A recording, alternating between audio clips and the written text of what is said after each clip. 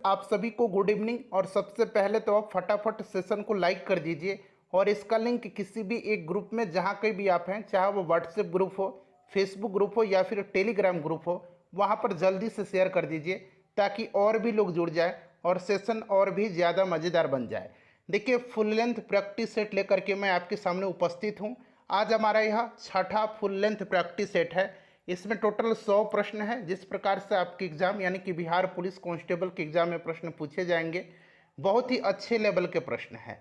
Friends, अगर आप channel पर पहली बार विजिट कर रहे हैं तो चैनल को सब्सक्राइब कर लीजिए और जो बेल आइकन है, घंटी का निशान है, उसको ज़रूर दबा लीजिएगा ताकि जब भी बिहार पुलिस भर्ती 2023 से संबंधित कोई भी इंपॉर्टेंट वीडियो अपलोड किया जाए तो उसका नोटिफिकेशन सबसे पहले आपके पास पहुंच जाए। तो चलिए फ्रेंड्स, सेशन आज के स्टार्ट करते हैं। आपसे मैं एक बार फिर से रिक्वेस्ट कर रहा हूं कि सेशन को जल्दी से लाइक कर दीजिए और इसका लिंक किसी भी एक ग्रुप में जल्दी से शेयर कर दीजिए। चलिए स्टार्ट करते हैं। अब बिहार पुलिस के लिए यह ओरिजिनल प्रैक्टिस सेट है। इस सेट में टोटल 100 इंपॉर्टेंट क्वेश्चंस हैं, जिस प्रकार से आपके एग्जाम यानी कि बिहार पुलिस कांस्टेबल के एग्जाम में प्रश्न पूछे जाएंगे। काफ़ी महत्वपूर्ण प्रश्न है, पूरा लगाइएगा और अपना अपना स्कोर जो है वीडियो के लास्ट में, सेशन के लास्ट में कमेंट करके ज़रूर बताइएगा। फ्रेंड्स, आपसे मैं एक बार फिर से रिक्वेस्ट कर रहा हूं कि प्लीज़ एक बार सेशन को लाइक कर दीजिए। जिन्होंने लाइक नहीं किया अब तक, प्लीज़ एक बार लाइक कर दीजिए। जल्दी से हम लोग सेशन स्टार्ट करते हैं। चलिए शुरू करते हैं। जल्दी से एक बार लाइक कर दीजिए। देखिए, आज के सेशन का पहला प्रश्न है कि गालिब सोनेट किसकी रचना है। सभी लोगों को आंसर लाइव चैट में कमेंट करना है और कोशिश करेंगे आप लोग 5 से 7 सेकंड के बीच में आंसर कमेंट कर देने के लिए। जितना जल्दी आप आंसर कमेंट करेंगे उतना ही जल्दी हम इस सेशन को यानी कि टोटल 100 प्रश्न जो है इस सेशन में, इनको हम कवर कर लेंगे। जल्दी से आंसर कमेंट कर दीजिए कि गालिब सोनेट किसकी रचना है। तो देखिए, यह रचना जो है गालिब सोनेट, यह त्रिलोचन की रचना है। किसकी रचना है? त्रिलोचन की रचना है। अच्छा, मुक्ति बोध की आत्मकथा, मुक्ति बोध की आत्मकथा यह किसकी रचना है? इसके लेखक कौन है? तो विष्णु चंद्र शर्मा है। विष्णु चंद्र शर्मा है मुक्ति बोध की आत्मकथा। इसे भी आप ध्यान रखिएगा। चलिए दूसरा प्रश्न करेंगे। दूसरा प्रश्न कि विश्वेश्वरैया लौह एवं इस्पात लिमिटेड किस राज्य में स्थित है? कई दफ़ा मैंने आपको बताया है, जब हम लोग पहले सुपर प्रैक्टिस सेट को कवर कर रहे थे उस दरमियान मैंने आपको बताया था। चलिए, जो लोग जानते हैं जल्दी से आंसर कमेंट कर दीजिए। देखिए, विश्वेश्वरैया लौह एवं इस्पात लिमिटेड जो है यह कहाँ पर है? तो फ्रेंड्स, यह कर्नाटक में है। कर्नाटक के भद्रावती में है। ठीक है, कर्नाटक इसका राइट आंसर हो जाएगा। अच्छा, एक सेलम इस्पात संयंत्र है, ये भी मैंने बताया था। सेलम कहाँ पर है? जल्दी से कमेंट कर दीजिए, सेलम कहाँ पर है? सेलम जो है यह तमिलनाडु में है। राउरकेला कहाँ पर है? तो राउरकेला उड़ीसा में है। दुर्गापुर कहाँ पर है? दुर्गापुर पश्चिम बंगाल में है। इन सारे पॉइंट्स को आप ध्यान रखिएगा।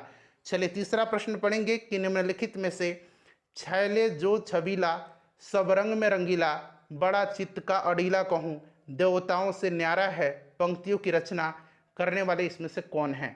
चलिए बता दीजिए, राइट आंसर इसका क्या हो जाएगा? राइट आंसर इसका क्या हो जाएगा? तो यह रचना किया है किसने? तो यह ताज बीबी ने रचना किया है। ठीक है, ऑप्शन नंबर इसका डी करेक्ट आंसर हो जाएगा। चलिए अगला प्रश्न है कि भारतीय संविधान कौन सी नागरिकता प्रदान करता है? भारतीय संविधान कौन सी नागरिकता प्रदान करता है? चलिए सभी लोग इसका आंसर कमेंट करेंगे। भारतीय संविधान कौन सी नागरिकता प्रदान करता है? तो देखिए, भारतीय संविधान जो है यह एकल नागरिकता प्रदान करता है। एकल नागरिकता का प्रावधान जो है यह कहाँ से लिया गया है? तो भारत में एकल नागरिकता ब्रिटेन से लिया गया है। नागरिकता का उल्लेख जो है यह संविधान के भाग 2 में अनुच्छेद 5 से लेकर के अनुच्छेद 11 तक में है। इसे भी आप जरूर ध्यान रखेंगे। ठीक है, चलिए आगे बढ़ेंगे फ्रेंड्स। नेक्स्ट क्वेश्चन कर लेंगे कि भारतीय संविधान का कौन सा अनुच्छेद अस्पृश्यता का उन्मूलन करता है? कौन सा अनुच्छेद जो है हमारे संविधान का अस्पृश्यता का यानी कि छुआछूत का उन्मूलन करता है? तो यह कौन सा अनुच्छेद है? तो यह अनुच्छेद 17 है। अनुच्छेद 14 में क्या है? तो अनुच्छेद 14 में विधि के समक्ष समता का उल्लेख है। अनुच्छेद 15 में क्या है? तो धर्म, जाति, मूल वंश, लिंग, जन्म स्थान, इन सब के आधार पर भेदभाव को निषिद्ध किया गया है। अनुच्छेद 16 क्या है? तो इसमें लोक नियोजन के विषय में अवसर की समानता है, लोक नियोजन के विषय में अवसर की समानता है। सारे पॉइंट्स को फ्रेंड्स ध्यान रखेंगे। एक बार सभी लोग प्लीज़ जल्दी से सेशन को लाइक कर दीजिए। फ्रेंड्स मैं आपके लिए कंटिन्यू मेहनत कर रहा हूँ, दिन रात मैं आपके लिए क्वेश्चन कलेक्ट करता हूँ, फिर आपके सामने लेकर के उपस्थित होता हूँ। आपका दायित्व है कि आप इस सेशन को लाइक करें और इसे ज़्यादा से ज़्यादा शेयर करें। प्लीज़ एक बार लाइक कर दीजिए। चलिए, छठा प्रश्न है कि वास्को डिगामा कालीकट किस वर्ष आया था। वास्को डिगामा पुर्तगाली यात्री था। यह कालीकट किस वर्ष पहुंचा था। इसने भारत के समुद्री मार्ग की खोज किया था 1498 में। 1498 में यह कालीकट पहुंचा था। ठीक है, चलिए अगला प्रश्न है हमारा कि मुर्शीद कुली खां ने ढाका से अपनी राजधानी कहाँ स्थानांतरित किया था। मुर्शीद कुली खां ने ढाका से अपनी राजधानी कहाँ स्थानांतरित किया था। चलिए सभी लोग जल्दी से इसका आंसर कमेंट कर दीजिए। सभी लोग जल्दी से फ्रेंड्स इसका आंसर कमेंट करिए। देखिए, मुर्शीद कुली खां ने ढाका से अपनी राजधानी जो है यह मुर्शिदाबाद लाया था। कहाँ लाया था? मुर्शिदाबाद लाया था। मुर्शिदाबाद लाया था। अच्छा, राजधानी को मुर्शिदाबाद से मुंगेर किसने स्थानांतरित किया था? ये भी प्रश्न बन सकता है। मुर्शिदाबाद से मुंगेर लाया था किसने? तो मीर कासिम ने। ठीक है, चलिए टीपू सुल्तान ने अपनी राजधानी किसको बनाया था? टीपू सुल्तान ने अपनी राजधानी किसको बनाया था? जल्दी से आंसर कमेंट कर दीजिए, आसान प्रश्न है। टीपू सुल्तान को शेरे मैसूर कहा जाता है। शेरे मैसूर इसको कहा जाता है चौथे आंग्ल मैसूर युद्ध में। किस युद्ध में? तो चौथे आंग्ल मैसूर युद्ध में टीपू सुल्तान मारा गया था। क्लियर है? ध्यान रखिएगा, इसने अपनी राजधानी श्रीरंगपट्टनम को बनाया था। अगला प्रश्न है हमारा कि लोकतांत्रिक विकेंद्रीकरण का आशय है। लोकतांत्रिक विकेंद्रीकरण का आशय है। चलिए सभी लोग इसका आंसर कमेंट करेंगे। लोकतांत्रिक विकेंद्रीकरण का क्या आशय है? जल्दी से आंसर इसका कमेंट करिए फ्रेंड्स। सभी लोग इसका आंसर कमेंट करेंगे, सारे लोग इसका आंसर कमेंट करेंगे। लोकतांत्रिक विकेंद्रीकरण का आशय क्या है? राइट आंसर इसका क्या हो जाएगा? चलिए स्थानीय सरकार हो जाएगा। ठीक है, नेक्स्ट क्वेश्चन है हमारा कि 40 सेंटीमीटर फोकस दूरी के उत्तल लेंस से एक वस्तु कितनी दूरी पर रखी जाए कि प्रतिबिंब का आकार वस्तु के आकार का आधी प्राप्त हो। चलिए बताइएगा इसका राइट आंसर क्या हो जाएगा? इसका करेक्ट आंसर क्या हो जाएगा? चलिए बताइए, राइट आंसर इसका क्या हो जाएगा? सॉल्व करेंगे इसका। देखिए फ्रेंड्स, m इक्वल टू क्या होता है? तो ये -v अपॉन क्या होगा? u होगा। ठीक है, ये कौन सा दर्पण है? तो उत्तल दर्पण है। ध्यान रखिएगा। क्लियर है? अच्छा, अब दर्पण formula 1/v plus 1/u equal to 1/f होता है। अब यहाँ से हम क्या करेंगे? u से हम लोग दोनों तरफ जो है गुना कर देंगे। u से दोनों तरफ हम लोग इसमें से गुना कर देंगे। ठीक है, u से गुना कर देंगे तो यहाँ पर देखिए ये क्या हो जाएगा? u/b हो जाएगा। ये u से u कैंसिल हो जाएगा तो 1 हो जाएगा और इधर हो जाएगा u/f हो जाएगा। u/f हो जाएगा। ठीक है, अभी हमने यहाँ पर देखा था, फ्रेंड्स, यहाँ पर ध्यान दीजिएगा। तो यहाँ पर आप देखेंगे कि v/u दिया हुआ है। ठीक है, और यहाँ पर v/u, इसको उलट दीजिए। ये u/v कितना हो जाएगा? तो ये 1/m हो जाएगा। कितना हो जाएगा? 1/m हो जाएगा। तो यहाँ हम पुट कर देंगे तो ये माइनस रहेगा, यहाँ माइनस में हम लोग रख देंगे 1/m हो जाएगा। फिर यहाँ पर यहाँ पर 1 है और यहाँ पर u+f है। ठीक है, समझ में आ रहा है समीकरण? ये समझ में आ रहा है। अब इसको हम सॉल्व करेंगे। ठीक है, यहाँ मैं फिर से लिख देता हूँ, -1/m + 1 = u/f। इसको सॉल्व करेंगे तो इसको जब सॉल्व करेंगे तो m इक्वल टू कितना आएगा? m इक्वल टू आ जाएगा f/f माइनस कितना? u आ जाएगा। f माइनस u आ जाएगा। यहाँ पर देखिए 40 सेंटीमीटर f की वैल्यू दिया गया है, हमें u निकाल लेना है। वही तो पूछ रहा है, u निकाल लेना है। तो f यहाँ पर हम 40 पुट कर देंगे, फिर 40 माइनस कितना यहाँ पर पुट करेंगे? 40 माइनस यहाँ पर u रख देंगे और यहाँ पर m भी कह रहा है कि कितना हो जाएगा? तो वस्तु के आकार की आधी हो जाएगा, यानी कि 1/2 हो जाएगा। यहाँ से हम u निकाल लेंगे, यहाँ से हम लोग u निकाल लेंगे। तो जैसे ही हम लोग u निकालेंगे यहाँ से, तो देखिए ये कैसा हो गया? Half 40/40 minus u। अब क्रॉस मल्टीप्लिकेशन कर दीजिए तो 40 - u = 80 हो गया, यानी कि u = -40 आ गया। यानी कि 40 इसका राइट आंसर हो जाएगा। क्लियर है। चलिए, चालू खाते के लेन देन हेतु भारतीय रुपये को कब से पूर्ण परिवर्तनीय किया गया? चलिए बताइएगा, कब से पूर्ण परिवर्तनीय किया गया? तो फ्रेंड्स, यह किया गया कब से? 1994 से। 1994 से। देखिए, गुणसूत्र जिनमें गुणसूत्र बिंदु अनुपस्थित होता है क्या कहलाते हैं? गुणसूत्र जिनमें गुणसूत्र बिंदु अनुपस्थित होता है क्या कहलाते हैं? जल्दी से आंसर कमेंट कर दीजिए, सभी लोग आंसर कमेंट कर दीजिए। तो फ्रेंड्स, ये कहलाता है एसेंट्रिक। एसेंट्रिक कहलाता है। क्लियर। चलिए, एसेंट्रिक कहलाता है, ध्यान रखिएगा। नेक्स्ट क्वेश्चन है हमारा कि निम्नलिखित में से कौन सा वेनेडियम द्वारा निर्मित हाइड्राइड का प्रकार है? वेनेडियम का एटॉमिक नंबर कितना होता है? परमाणु क्रमांक 23 होता है। ठीक है, इसको भी से हम लोग डिनोट करते हैं। और इसके द्वारा निर्मित हाइड्राइड का प्रकार क्या है? देखिए, जब हाइड्रोजन अणु डी और एफ ब्लॉक के, जब हाइड्रोजन अणु डी और एफ ब्लॉक के एलिमेंट से अभिक्रिया करता है तो इस प्रकार के हाइड्राइड का जो निर्माण होता है वो होता है अंतराकाशी। अंतराकाशी राइट आंसर हो जाएगा। चलिए, उसके बाद देखिए, कौन सा वेद धार्मिक अनुष्ठानों की पद्धतियों का उल्लेख करता है? फ्रेंड्स, हम लोग सुपर प्रैक्टिस सेट के साथ साथ हम लोग यहाँ पर हम लोग फास्ट रिवीजन वीडियो को भी कवर कर रहे हैं। ठीक है, सुपर फास्ट रिवीजन वीडियो को, उसमें 100 प्रश्न है। इस तरह का 2 सुपर फास्ट रिवीजन वीडियो मैंने आपको कराया हुआ है, लिंक आपको डिस्क्रिप्शन बॉक्स में मिल जाएगा, ज़रूर देख लीजिएगा। आपका बहुत बढ़िया तरीके से रिवीजन हो जाएगा। जल्द ही मैं आपके लिए करंट अफेयर्स भी लेकर के आने वाला हूँ, इस पर काम चल रहा है करंट अफेयर्स पर। ठीक है। चलिए, कौन सा वेद धार्मिक अनुष्ठानों की पद्धतियों का उल्लेख करता है? तो यह वेद जो है, यह कौन सा वेद है? धार्मिक अनुष्ठान। चलिए बताइएगा, कौन सा वेद धार्मिक अनुष्ठानों की पद्धतियों का उल्लेख करता है? तो यह वेद जो है ये कौन सा है? तो यह यजुर्वेद है। यजुर्वेद है। ठीक है फ्रेंड्स। अथर्ववेद में क्या है? तो तंत्र मंत्र, जादू टोना, इन सब का जो है यहाँ पर उल्लेख किया गया है। सामवेद को क्या कहा जाता है? तो सामवेद को भारतीय संगीत का जनक कहा जाता है।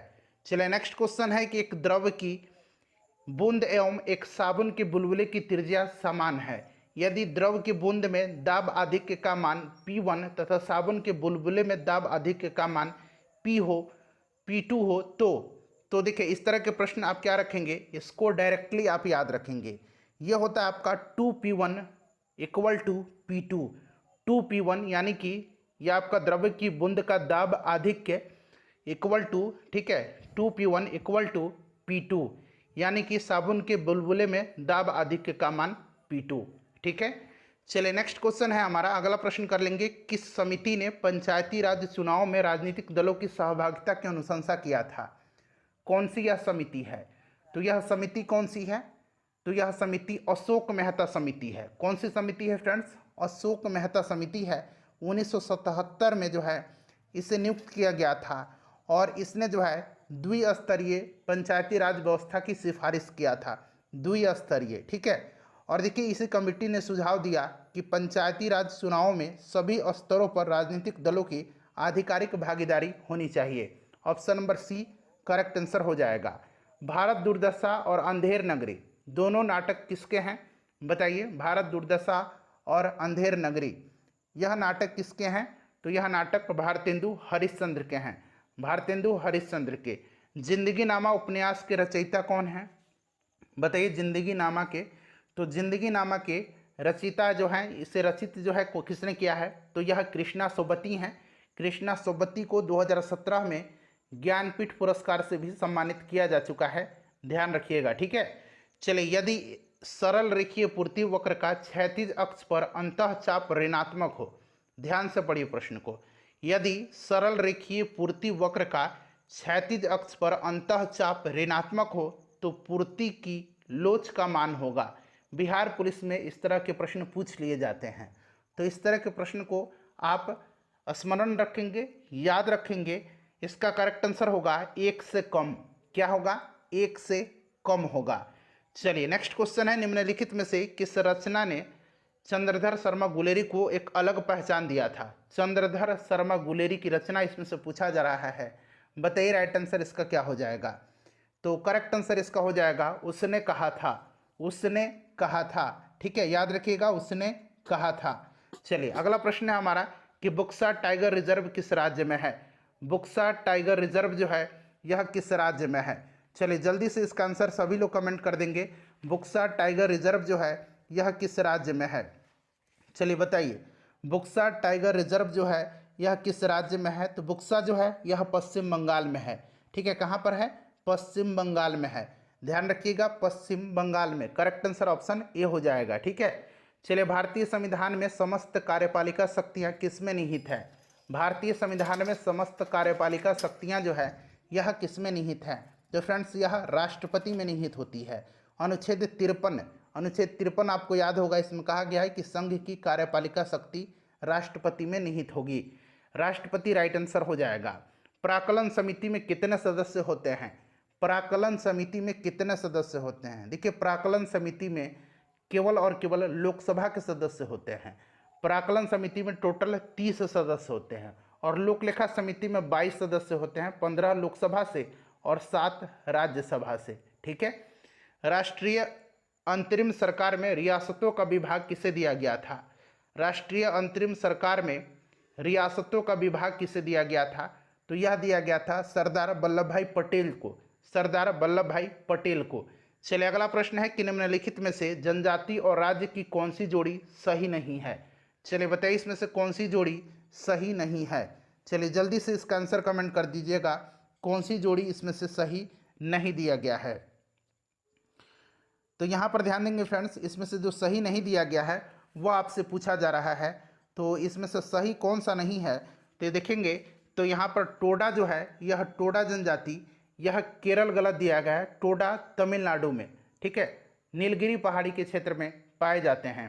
तो ऑप्शन डी राइट आंसर हो जाएगा। चलिए उसके बाद नेक्स्ट क्वेश्चन कर लेंगे कि निम्नलिखित नगरों में अलकनंदा एवं भागीरथी मिलकर के गंगा बनती है, कहाँ पर? चलिए बता दीजिए, सभी लोग इसका आंसर कमेंट करके बता दीजिए। इसका आंसर क्या होगा कमेंट करके जल्दी बता दीजिए। तो देखिए, अलकनंदा और भागीरथी कहाँ पर मिलकर के गंगा बनाती हैं? तो ये देवप्रयाग में। कहाँ पर? देवप्रयाग में। ठीक है, ध्यान रखिएगा। चलिए अगला प्रश्न करेंगे कि तेल नदी निम्नलिखित नदियों में से किसकी सहायक नदी है? तेल नदी जो है यह किसकी सहायक नदी है? जल्दी से आंसर कमेंट कर दीजिए, जल्दी से कर दीजिए। देखिए, तेल नदी जो है यह महानदी की सहायक नदी है। अच्छा, महानदी उड़ीसा में है और इसी पर हीराकुंड बांध है। ठीक है, कौन सा शहर गंगा नदी के किनारे स्थित नहीं है? कौन सा शहर इसमें से गंगा नदी के किनारे स्थित नहीं है? चलिए बताइए, लगाइए इस प्रश्न को। सही आंसर इसका क्या होगा जल्दी से कमेंट कर दीजिए। देखिए, फतेहपुर है, भागलपुर है, कानपुर भी है। उत्तर काशी नहीं है, उत्तर काशी भागीरथी नदी के तट पर है। अगला प्रश्न हमारा कि भारत में बजट घाटे को पूरा करने की तदर्थ ट्रेजरी बिल प्रणाली को कब समाप्त कर दिया गया था? बताइए, तदर्थ ट्रेजरी बिल प्रणाली को कब समाप्त कर दिया गया था? तो इसको समाप्त कर दिया गया था 31 मार्च 1997 को। 31 मार्च 1997 को। ठीक है, चलिए अगला प्रश्न है कि भारत में योजना आयोग की असेंबली स्थापना किस वर्ष की गई थी? बताइए, राइट आंसर इसका क्या हो जाएगा? तो देखिए, राइट आंसर इसका क्या हो जाएगा, भारत में योजना आयोग की असेंबली स्थापना किस वर्ष की गई थी? तो देखिए, केंद्रीय मंत्रिमंडल के प्रस्ताव पर 15 मार्च 1950 को, केंद्रीय मंत्रिमंडल के प्रस्ताव पर 15 मार्च 1950 को गठित योजना आयोग जो है यह एक परामर्शदात्री निकाय थी। योजना आयोग के स्थान पर अब नीति आयोग का गठन किया गया है। 1 जनवरी 2015 को नीति आयोग का गठन किया गया। ठीक है, चलिए तो यहाँ पर हो जाएगा 1950। अगला प्रश्न हमारा कि पाकिस्तान के संसद का नाम क्या है? पाकिस्तान के संसद का नाम जो है क्या है? चलिए बताइए राइट आंसर। पाकिस्तान के संसद का नाम जो है यह राष्ट्रीय क्या है? राष्ट्रीय सभा है, यानी कि नेशनल, अंग्रेजी में नेशनल असेंबली है। इसको कौमी असेंबली भी कहा जाता है, कौमी असेंबली भी कहा जाता है। ठीक है, कौमी असेंबली। चलिए, ऑस्ट्रेलिया का राष्ट्रीय पशु कौन सा है? ऑस्ट्रेलिया का राष्ट्रीय पशु इसमें से कौन सा है? बताइए, ऑस्ट्रेलिया का राष्ट्रीय पशु जो है इसमें से कंगारू हो जाएगा। ठीक है, चलिए 1830 के दशक में पटना नगर केंद्र था। 1830 के दशक में पटना नगर केंद्र था। तो यह बहावी आंदोलन का, किसका? बहावी विद्रोह का, बहावी आंदोलन का। भारत में बहावी आंदोलन के जन्मदाता और इसके आदि प्रवर्तक प्रचारक उत्तर प्रदेश के रायबरेली जिले के सैयद अहमद बरेलवी थे। सैयद अहमद बरेलवी। ठीक है, ध्यान रखिएगा आप, चलिए नेक्स्ट क्वेश्चन है कि ओजोन दिवस कब मनाया जाता है। कई बार मैंने आपको बताया है, आपको भी याद होगा, ओजोन दिवस प्रत्येक वर्ष 16 सितंबर के दिन मनाया जाता है। 22 मार्च को जल दिवस, 22 अप्रैल को जो है पृथ्वी दिवस मनाया जाता है। ठीक है, आपको याद है ना। चलिए अगला प्रश्न है कि बिहार बंगाल से कब अलग हुआ था। बिहार बंगाल से कब अलग हुआ था। तो बंगाल से यह अलग हुआ था 1912 में। ठीक है, 1 अप्रैल 1912 को। और उड़ीसा से कब अलग हुआ था। बिहार और बंगाल दोनों, बिहार और उड़ीसा कब अलग हुए थे। तो ये हुए थे 1936 में। ठीक है, और झारखंड कब बिहार से अलग हुआ था। तो 15 नवंबर सन 2000 को। 15 नवंबर सन 2000 को। इन सारे पॉइंट्स को ध्यान रखिएगा। मूल रूप से बिहार शब्द का अर्थ क्या होता है। मूल रूप से बिहार शब्द का अर्थ क्या होता है। चलिए जल्दी से इसका आंसर कमेंट कर देंगे सभी लोग। सभी लोग इसका आंसर कमेंट करेंगे कि मूल रूप से बिहार शब्द का अर्थ क्या होता है। चलिए बताइए। तो ये होता है आपका बौद्ध मठ। ठीक है, क्या होता है, बौद्ध मठ होता है। चलिए अगला प्रश्न है हमारा कि प्रणव स्तंभ का उदाहरण दे। प्रणव स्तंभ का उदाहरण दे। तो देखिए प्रणव स्तंभ होता है, इसमें पर्व एवं पर्व संधियाँ पाई जाती है। ठीक है, जो प्रकाश संश्लेषण की कार्य करती है। और इसका उदाहरण जो है ये आपका इसमें से क्या हो जाएगा, एस्पेगोरस हो जाएगा। देखिए एस्पेगोरस हो जाएगा। साथ ही साथ एक और इसका उदाहरण याद रखिएगा, एक और उदाहरण इसका याद रखिएगा, हेलविंगिया। हेलविंगिया, ठीक है, ये प्रणव स्तंभ के उदाहरण हैं। नेक्स्ट क्वेश्चन हमारा कि कौन सा रोग संक्रमित मच्छर के काटने से नहीं होता है। जल्दी आंसर कमेंट करिए, आसान प्रश्न है। कौन सा रोग संक्रमित मच्छर के काटने से नहीं होता है। तो फ्रेंड्स यह जो होता है कौन नहीं होता, इबोला नहीं होता। इबोला हेमोरेजिक बुखार, यह संक्रमित मच्छर के काटने से नहीं होता है। ठीक है, बाकी मलेरिया, चिकनगुनिया, डेंगू, ये तो आपको पता ही, मलेरिया मादा एनाफिलीज के कारण होता है, डेंगू और चिकनगुनिया एडिस एजिप्टी मच्छर के कारण होता है। निम्नलिखित कोयला खानों में से कौन सा मध्य प्रदेश राज्य में स्थित है। कौन सा इसमें से मध्य प्रदेश में है। तो मध्य प्रदेश में इसमें से कौन सा है बताइए, सिंगरौली है। बाकी देखिए रामगढ़ देवगढ़ झारखंड में है, लखनपुर उड़ीसा में है। ठीक है, चलिए अगला प्रश्न है कि बिहार सरकार की युक्ति योजना का उद्देश्य क्या है। बिहार सरकार की युक्ति योजना का उद्देश्य जो है क्या है। तो यह उद्देश्य सुरक्षित गर्भपात की सेवा प्रदान करना है। ऑप्शन ए राइट आंसर हो जाएगा। उपराष्ट्रपति के निर्वाचक मंडल में होते हैं। उपराष्ट्रपति के निर्वाचक मंडल में होते हैं। चलिए बताइए राइट आंसर इसका क्या हो जाएगा। उपराष्ट्रपति के निर्वाचक मंडल में होते हैं। करेक्ट आंसर कमेंट करिए। तो देखिए उपराष्ट्रपति के निर्वाचक मंडल में जो है संसद के दोनों सदनों के निर्वाचित और मनोनीत सदस्य भाग लेते हैं। ठीक है फ्रेंड्स, ध्यान रखिएगा, मनोनीत सदस्य इलेक्टोरल कॉलेज का हिस्सा नहीं होते हैं, इसको भी ध्यान रखिएगा।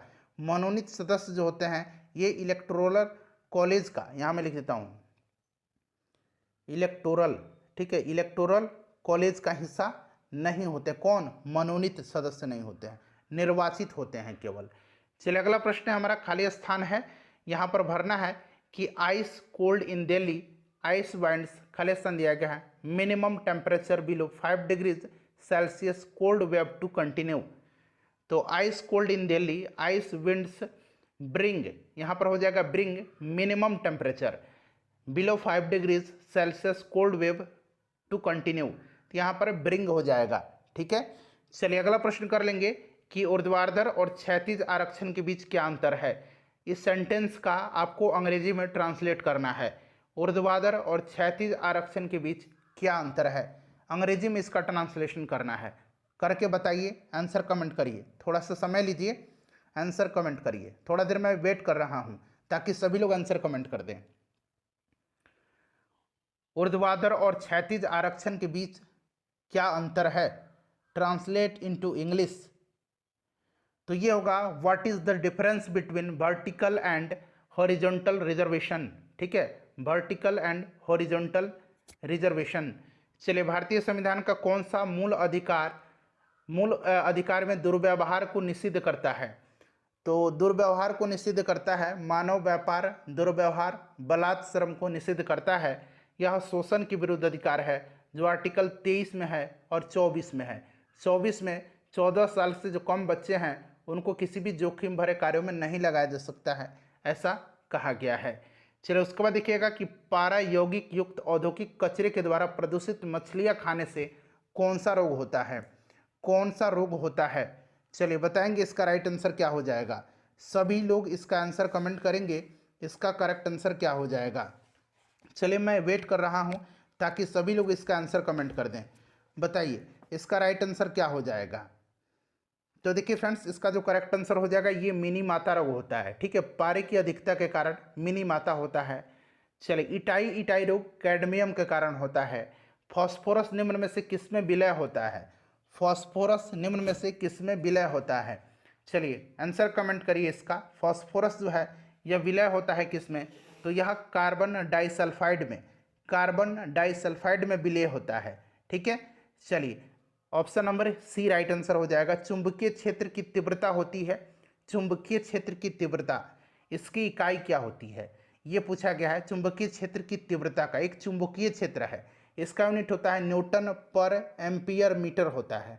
ठीक है, जिसको कि हम लोग क्या कहते हैं, जिसको कि हम लोग टेस्ला बोलते हैं। ठीक है, लेकिन यहाँ पर चुंबकीय क्षेत्र की तीव्रता पूछा गया है, यह आपका होता है ampere per metre, ampere per metre होता है। ठीक है, ध्यान रखिएगा। नेक्स्ट क्वेश्चन हमारा कि नीचे यह चित्र दर्शाया गया है और आपको बताना है कि यह चित्र कौन सा है। तो यह चित्र जो है किसका है, यह चित्र जो है यह किसका है, बताइए यह चित्र जो है किसका है, यह चित्र किसका है। चलिए बताइए, ये इमीटर है, ठीक है, यानी कि उत्सर्जक, ये आपका बेस है यानी कि आधार, और ये आपका कलेक्टर है यानी कि संग्राहक। ठीक है, ये जो है आपका एन कौन सा है, एन नहीं पीएनपी ट्रांजिस्टर है, यह पीएनपी ट्रांजिस्टर है। ठीक है, ऑप्शन डी हो जाएगा पीएनपी ट्रांजिस्टर। चलिए एक आदर्श, यहाँ देखिए, एक आदर्श वोल्ट मीटर का प्रतिरोध कितना होता है, एक आदर्श वोल्ट मीटर का प्रतिरोध कितना होता है, एक आदर्श वोल्ट मीटर का प्रतिरोध, एक आदर्श एम मीटर का प्रतिरोध, दोनों पूछा जाता है। एक आदर्श वोल्ट मीटर का प्रतिरोध जो होता है यह कितना होता है, तो आदर्श वोल्ट मीटर का पूछेगा तो यह आपका अनंत होगा। आदर्श एम मीटर का पूछा गया है तो ये शून्य होगा। नाभिकीय रिएक्टर में न्यूट्रॉन को शोषित करने वाला तत्व कौन सा है, नाभिकीय रिएक्टर में न्यूट्रॉन को शोषित करने वाला तत्व इसमें से कौन सा है। चलिए बताइएगा राइट आंसर इसका क्या हो जाएगा। तो फ्रेंड्स इसका जो राइट आंसर हो जाएगा ये आपका कैडमियम हो जाएगा। कैडमियम का इस्तेमाल जो है नियंत्रक छड़ के रूप में किया जाता है। ठीक है, चलिए, और मंदक के रूप में D2O यानी कि भारी जल और ग्रेफाइट का इस्तेमाल किया जाता है मंदक के रूप में। देखिए लोहा किससे निकाला जाता है, लोहा निकाला जाता है किससे, तो लॉ एस किस में से कौन सा है, लॉ एस का कौन सा है, तो हेमेटाइट है। हेमेटाइट, मैग्नेटाइट, ये लोहा के एस्क हैं, हेमेटाइट हो जाएगा। मानव शरीर का कौन सा अंग रक्त का शुद्धिकरण करता है, रक्त का शुद्धिकरण कौन सा अंग करता है, बताइए राइट आंसर क्या हो जाएगा। तो देखिए मानव रक्त का शुद्धिकरण जो है ये कहाँ पर होता है, तो किडनी में होता है, गुर्दा में होता है यानी कि वृक्क में होता है। ठीक है, लंबे समय की कसरत का मुख्य ईंधन क्या होता है, लंबे समय की कसरत का मुख्य ईंधन क्या होता है, जल्दी से आंसर कमेंट कर दीजिए। सभी लोग आंसर कमेंट करेंगे, आसान प्रश्न है। तो लंबे समय की कसरत का मुख्य ईंधन ये कार्बोहाइड्रेट होता है। ठीक है, इससे तुरंत एनर्जी मिलती है। चलिए, शरीर का कौन सा अंग यूरिया जैसे अपशिष्ट पदार्थ हो तथा अधिक जल को शरीर से बाहर फिल्टर करता है, बताइए राइट आंसर इसका क्या होगा, करेक्ट आंसर इसका क्या होगा। तो ये किडनी है, गुर्दा है, वृक्क है। तो ऑप्शन नंबर इसका यहाँ पर देखेंगे तो ऑप्शन ए हो जाएगा। चुंबकीय फलस्क का एसआई मात्रक क्या होता है, चुंबकीय फलस्क का एसआई मात्रक क्या होता है। चलिए बताइए राइट आंसर क्या हो जाएगा। चुंबकीय क्षेत्र में किसी चुंबकीय बल रेखा के लंबवत तल में से गुजरने वाली चुंबकीय बल रेखाओं की कुल संख्या चुंबकीय फलस्क कहलाती है। और चुंबकीय फलस्क का एसआई मात्रक जो होता है ये आपका वेबर होता है, वेबर होता है, ध्यान रखेंगे वेबर होता है। और वेबर को हम लोग इस तरह से डिनोट करते हैं। और चुंबकीय फलस्क घनत्व का मात्रक पूछा गया है तो ये आपका हो जाएगा weber per metre square, weber per metre square. ठीक है, चलिए अगला प्रश्न है कि मानव शरीर में क्षुद्रांत के 3 संरचनात्मक भागों की लंबाई का कौन सा सही घटता क्रम है, घटता क्रम आपसे पूछा गया है। राइट आंसर इसका क्या हो जाएगा, बताइए करेक्ट आंसर इसका क्या हो जाएगा। तो देखिए इसमें से जो सही क्रम दिया गया है यह आपका हो जाएगा, इसमें से घटता हुआ क्रम यह आपका क्या हो जाएगा। तो देखिए यहाँ पर कह रहा है कि घटता क्रम में, तो यह आपका हो जाएगा शेषांतर, मध्यांतर और ग्रहणी। ऑप्शन डी राइट आंसर हो जाएगा। निम्नलिखित में से कौन सा एक भारतीय शास्त्रीय वायलिन वादक थे। वायलिन वादक पूछा गया है, तो इसमें से वायलिन वादक जो थे ये कौन थे, तो वीजी जोग, वीजी जोग, ठीक है। संयुक्त राष्ट्र संघ का मुख्यालय स्थापना मैंने आपको बताया था 24 अक्टूबर 1945 को। इसका हेडक्वार्टर न्यूयॉर्क में है। नेक्स्ट क्वेश्चन है कि भारत की पहली बोलती फिल्म कौन सी थी। तो पहली बोलती फिल्म जो है यह कौन सी है, तो यह आलम आरा है। 1931 में यह बनी थी, आलम आरा, ठीक है, आलम आरा। ऑप्शन नंबर यहाँ पर बी राइट आंसर हो जाएगा। पहले राष्ट्रमंडल खेल का आयोजन कब हुआ था, पहला कॉमनवेल्थ खेल का आयोजन कब हुआ था, तो फ्रेंड्स ये हुआ था कब, कमेंट करिए, आंसर लगाइए इस प्रश्न को। सही आंसर 1930 में कनाडा हैमिल्टन में हुआ था, ठीक है, कनाडा में हुआ था, हैमिल्टन में। क्लियर है। चलिए, और भारत में कॉमनवेल्थ का आयोजन 2010 में हुआ था। चलिए नेक्स्ट क्वेश्चन है कि चित्रकला की निम्नलिखित में से कौन सी शैली महाराष्ट्र की है। महाराष्ट्र की इसमें से कौन सी शैली है, तो यह शैली जो है ये वारली है। वारली इंपॉर्टेंट क्वेश्चन है फ्रेंड्स, इसको ध्यान रखिएगा, ठीक है। वारली चित्रकला शैली कहाँ की है, तो ये महाराष्ट्र की है। किस राज्य को कुश्ती कढ़ाई के लिए जीआई टैग दिया गया है, तो यह राज्य जो है ये कौन सा है, यह राज्य कसूती कढ़ाई, कसूती कढ़ाई, ठीक है, कसूती कढ़ाई, तो ये कर्नाटक का है, ठीक है। चलिए उसके बाद देखिएगा कि land of the golden pagoda किसे कहते हैं। Land of the golden pagoda कहा जाता है, बताइए right answer. Land of the white elephant Thailand को कहा जाता है, ठीक है, और गोल्डन पैगोडा कहा जाता है म्यांमार को। म्यांमार राइट आंसर हो जाएगा। कौन सा देश G8 का सदस्य नहीं है, G8, ठीक है, पहले G6 था, फिर G8 हुआ, फिर अब ये G7 हो गया है, ठीक है। G8 में पहले G6 में जो थे ये France, Germany, Italy, Japan, Britain और संयुक्त राज्य अमेरिका थे, ठीक है। फिर इसमें कनाडा शामिल हुआ तब इसका नाम G7 हुआ, फिर इसमें रसिया शामिल हुआ तो G8 हुआ, फिर से रसिया इसमें से बाहर हो गया है तो अब ये G7 कहलाता है, इसमें स्पेन नहीं है। चलिए अगला प्रश्न है कि भागीरथी नदी पर कौन सा बांध बनाया गया है। भागीरथी नदी पर कौन सा बांध बनाया गया है, ये प्रश्न बिहार पुलिस में पूछा भी जा चुका है कि टिहरी बांध जो है किस नदी पर है, तो भागीरथी और भिलांगना नदी पर, भागीरथी और भिलांगना नदी पर, याद रखिएगा, ठीक है, भिलांगना और भागीरथी नदी पर। चलिए नेक्स्ट क्वेश्चन है कि पाब्लो पिकासो कहाँ के थे। पाब्लो पिकासो जो थे ये कहाँ के थे, चलिए बताइएगा राइट आंसर इसका क्या हो जाएगा। पाब्लो पिकासो कहाँ के थे, तो पाब्लो पिकासो स्पेन के थे, ठीक है। यह एक चित्रकार, मूर्तिकार, ये सब थे, चित्रकार, मूर्तिकार प्रसिद्ध। पाब्लो पिकासो ये इटली के थे, स्पेन के थे, स्पेन राइट आंसर हो जाएगा। बीसीसीआई ने महिला प्रीमियर लीग के टाइटल स्पॉन्सर किसे चुना है, किसे चुना है, तो फ्रेंड्स ये चुना है किसको, तो टाटा ग्रुप को चुना है, टाटा ग्रुप हो जाएगा। उसके बाद देखिए हाल ही में UIDAI द्वारा जारी नए AI चैटबॉट का नाम क्या रखा गया है, बताइए। तो इसका नाम रखा गया है आधार मित्र, आधार मित्र रखा गया है, ठीक है। चलिए अगला प्रश्न है हमारा, नेक्स्ट क्वेश्चन है 69 नंबर कि PM मोदी ने किस राज्य में जल जन अभियान का उद्घाटन किया। तो इन्होंने किया है जल जन अभियान का उद्घाटन कहाँ पर, राजस्थान में। 12वें विश्व हिंदी सम्मेलन का आयोजन किस देश में किया गया, ये कई बार रिपीट हो चुका है प्रश्न, फिजी में, चूँकि इंपॉर्टेंट है। फिजी की राजधानी याद रखेंगे सुआ है, ठीक है। चलिए विद्वान का पर्यायवाची पूछा गया है, तो विद्वान का पर्यायवाची जो होगा ये आपका इसमें से पंडित हो जाएगा, क्लियर है। चलिए 72 नंबर क्वेश्चन है कि जनगणना 2011 के अनुसार राष्ट्रीय औसत से अधिक जनसंख्या घनत्व वाले, राष्ट्रीय जनसंख्या से अधिक घनत्व वाले राज्य और केंद्र शासित प्रदेश जो है इनकी संख्या आपसे पूछा जा रहा है। चलिए बताइएगा इसका राइट आंसर क्या हो जाएगा, इसका करेक्ट आंसर क्या हो जाएगा, सभी लोग आंसर कमेंट करेंगे भाई, इसका राइट आंसर क्या हो जाएगा। तो देखिए ये 16 है, कितना है, तो यह 16 है संख्या है।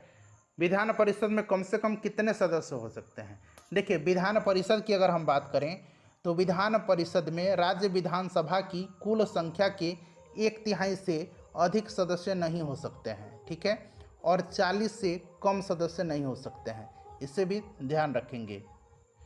और विधानसभा की बात करें तो 500 से अधिक नहीं हो सकते हैं और 60 से कम नहीं। चलिए उसके बाद देखिएगा कि विचरण गुणांक की अवधारणा का प्रयोग सर्वप्रथम किसने किया था? विचरण गुणांक की अवधारणा का प्रयोग सर्वप्रथम किसने किया था? इंपॉर्टेंट क्वेश्चन है। ये किया था कार्ल पियर्सन ने। एक लकड़ी है, लकड़ी किस प्रकार का ईंधन है? लकड़ी जो है यह किस प्रकार का ईंधन है?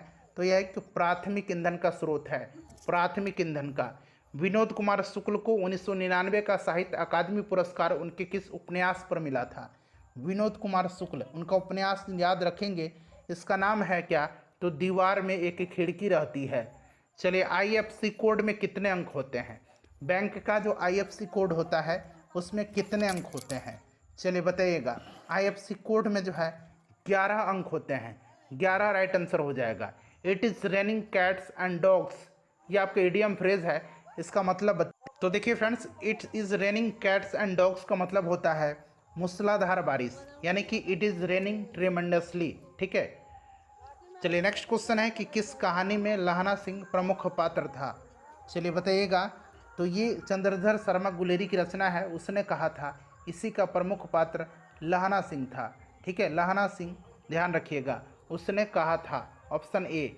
कवि विद्यापति की रचना कीर्तिलता की भाषा क्या है? कीर्तिलता मैंने बताया था ना आपको कि मैथिल कोकिल विद्यापति जी की रचना है, और यह किस भाषा में है? तो यह भाषा जो है यह अवहट भाषा में है। चलिए निम्नलिखित में से कौन नाजीवाद का संस्थापक था? नाजीवाद का संस्थापक इसमें से कौन सा था? तो नाजीवाद का संस्थापक हिटलर था, ठीक है, नाजीवाद का हिटलर था। चलिए नेक्स्ट, अच्छा मुसोलिनी किसका संस्थापक था? तो ये फांसीवाद का था, फॉसिज्म का, फांसीवाद का, ठीक है। चलिए नेक्स्ट क्वेश्चन है कि तारे का रंग किसको इंगित करता है? तारे का रंग जो है यह इंगित करता है तारे के तापमान को। चलिए अगला प्रश्न है कि कृषि प्रतिवेदन 2019 के अनुसार, अभी के भी अनुसार आप याद रखेंगे कि चावल का सर्वाधिक उत्पादक राज्य कौन सा है? तो सर्वाधिक उत्पादक पश्चिम बंगाल करता है, ठीक है, सर्वाधिक। नेक्स्ट क्वेश्चन हमारा कि जिप्सम का फॉर्मूला आपसे पूछा जा रहा है। जिप्सम का फॉर्मूला जो होता है ये आपका इसमें से हो जाएगा CaSO4 × 2H2O, क्लियर है। चलिए उसके बाद चलिए यहाँ से 85 और 86, इसमें कह रहा है कि एरर है तो एरर लगाइए, नो एरर है तो नो एरर लगा दीजिए। चलिए सॉल्व करेंगे। अब यहाँ पर देखिएगा कि patience as well as perseverance are necessary for success. अगर एरर नहीं है तो नो एरर पर आप टिक लगाएंगे। देखिए पैशंस एज वेल एज, जब भी एज वेल एज लग जाएगा तो यहाँ पर देखिए पैशंस एज वेल एज प्रिजर्वेरेंस, यहाँ पर आर नहीं होगा, इज नेसेसरी फॉर सक्सेस होगा, तो बी पार्ट में यहाँ पर एरर है, ठीक है। चलिए उसके बाद देखिएगा अगला है हमारा, यहाँ पर ध्यान दीजिएगा, ये कह रहा है कि यहाँ की शेयरली had I arrived then the train left, बताइए। तो यहाँ पर देन नहीं होगा भाई, यहाँ पर देखिए, यहाँ पर देन जो लिखा हुआ है ना, देन की जगह व्हेन या बिफोर का प्रयोग होता है, ठीक है। शेयरली हैड आई अराइव्ड या व्हेन द ट्रेन लेफ्ट या बिफोर का प्रयोग होता है, तो ये बी पार्ट में एरर है। यहाँ पर देखिए पैसिव फॉर्म है, why did you not agree to my proposal, तो यह आपका हो जाएगा यहाँ पर कि why was my proposal not agreed to by you, option D हो जाएगा। देखिए he looked blanked when he was informed about his dismissal, तो यहाँ पर देखिए लुक्ड ब्लैंक जो लिखा गया है इसका इडियम फ्रेज बताना है, तो इसका मतलब भावना शून्य होना होगा, भावना शून्य होना, यानी कि वाज विदाउट एनी इमोशन, ठीक है। चलिए उसके बाद देखिएगा कि ए रेमेडी फॉर ऑल इल्स, ये वन वर्ड सब्स्टिट्यूशन है, इसको कहा जाता है पैनेसिया। नेक्स्ट क्वेश्चन है कि यहाँ पर देखेंगे कि करेक्ट, यहाँ सर पैसिव वॉइस आपको बदलना है, बताइए राइट आंसर क्या होगा। Why did he deprive you by the membership, तो यहाँ पर आपका हो जाएगा कि why were you deprived of your membership by him. चलिए यहाँ से मैथ का प्रश्न है, मैं फटाफट आंसर बता देता हूँ, तब तक आप इन 90 प्रश्नों में से अपना स्कोर कमेंट कर दीजिए। देखिए 91 का राइट आंसर जो है ऑप्शन नंबर ए हो जाएगा। 92 का करेक्ट आंसर देखिए, 92 का ऑप्शन नंबर डी हो जाएगा। 93 का जो करेक्ट आंसर होगा ये भी आपका ऑप्शन नंबर डी हो जाएगा। 94 का correct answer option number B हो जाएगा। 95 का देखिए, 95 का correct answer option number A हो जाएगा। फ्रेंड्स तब तक आप वीडियो को लाइक कर दीजिए एक बार। पीडीएफ टेलीग्राम पर दिया जा रहा है, टेलीग्राम से जुड़िए। टेलीग्राम का लिंक आपको डिस्क्रिप्शन बॉक्स में मिल जाएगा, ठीक है। टेलीग्राम का लिंक डिस्क्रिप्शन बॉक्स में आपको मिल जाएगा। 98 का करेक्ट आंसर ऑप्शन बी हो जाएगा। 99 का राइट आंसर जो होगा वो आपका ऑप्शन नंबर ए हो जाएगा। और आखिरी क्वेश्चन है 100 नंबर, इसका जो करेक्ट आंसर होगा फ्रेंड्स वो आपका ऑप्शन नंबर डी हो